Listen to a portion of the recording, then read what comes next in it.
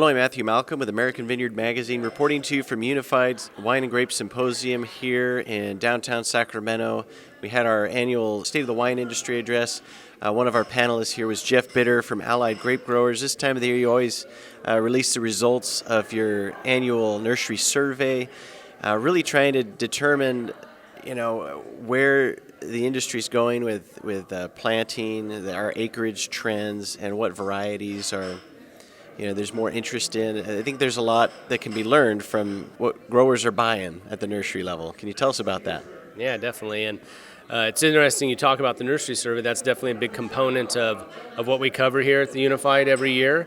But more recently, in recent years, we've also talked a lot about removals and pullouts and how, there's a balancing effect between what's coming into production and what's going out of production. And that was part of the program as well today. But on the nursery survey, what we determined and found this year from those numbers that are reported to us is that there was probably about 2/3 of the amount of vines planted in 2024 than over the previous year's average. So certainly a reduction in planting activity, which we expected given the conditions of the market. Maybe a little bit more than I actually thought would be planted. And when you break that down, what we found was that the majority of that, about 80% of those vines were planted in the coast versus the interior regions. So still a lot of planting activity happening in the coast, relatively speaking.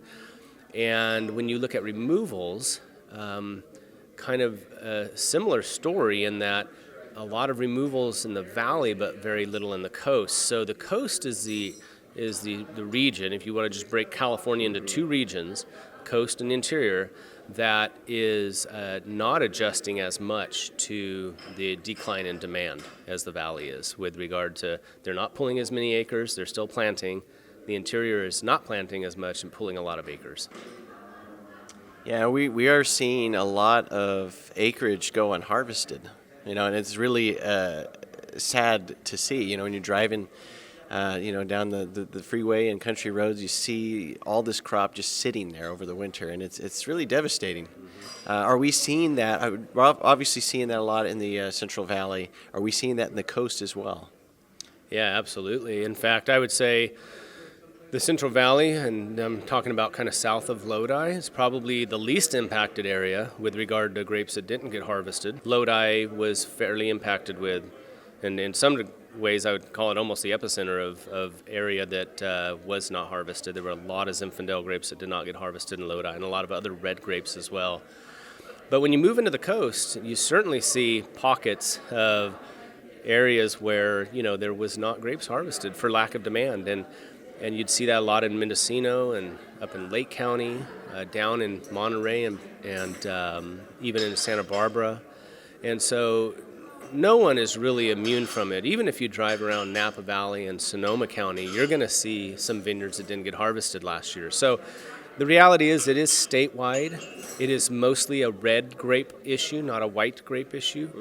Mm-hmm. But what our message was today with relation to the data that we presented was the coastal areas really need to pay attention to the reality that there is an oversupply statewide, there's an oversupply in those coastal regions as well, and they need to consider making those acreage adjustments in their regions too, and not take the position or the attitude that, if we just pull out enough vineyard in the interior, the market will straighten itself out. That's not at all the case. It is going to take a reduction in acreage kind of across the board in all kinds of different areas to balance our market out. Because ultimately, we don't want to sell coastal grapes for interior prices. And that's what happens when you're long in the coast. You end up selling those grapes at interior prices, which hurts both areas, right? Because they're not going to buy interior grapes as long as they can buy coastal grapes for the same price. And at that price, coastal grapes are not making money. They're not profitable. So we need to really see that acreage adjustment happen statewide. I think another reason maybe things are slowing down is that the growers, especially in the Central Valley, they can't afford to remove their acreage. The cost, especially with the ban of burning, but they also can't afford to harvest them. So they're kind of just stuck. So it really is a difficult situation that they're in. And from our conference today, you mentioned that we anticipate this problem happening this year as well, that you anticipate, not in a good way, that more acreage will go unharvested this coming 2025 season as well. Yeah, it's very possible, and I would say likely, that we're going to see vineyards that do not get harvested again this year. And it may be more region-specific, maybe more variety-specific than in the past as growers continue to make those adjustments and removals. And we don't know exactly what's going to come out before 2025 harvest, or barely in January. So there's a lot of things that can happen. We don't know crop size, and a lot of variables at play. But kind of all else being equal right now and projecting what we think can or will come out, it's likely that we're still looking at an oversupply for 2025, which points directly to where does that oversupply get relief, and that is at the grower level, unfortunately, with grapes being unharvested. Yeah, it's really tough. Now, you mentioned the coastal region is where most of the planting is happening. What varieties particularly are being planted? Well, it's the same 4 varieties we've seen over the last few years, which is Chardonnay, Cabernet Sauvignon, Pinot Noir, and Sauvignon Blanc. Those are the 4 top varieties we've seen planted for probably 5 years running. That hasn't changed.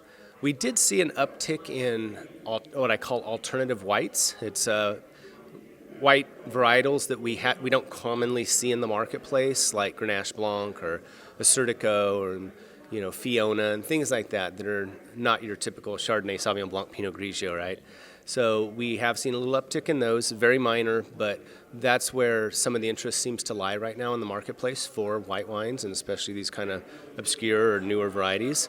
But overall, we're still looking at an oversupply statewide that's been driven mostly by declining demand more so than any kind of overplanting or anything like that. Right, and that's a global issue. So Yes. We hope that there are signs of recovery on an international standpoint from the conversations today. So we hope things will get better sooner than later. But it's going to be another hard year. Read more about these things in American Vineyard Magazine. I'm Matthew Malcolm, CaliforniaAgNet.com.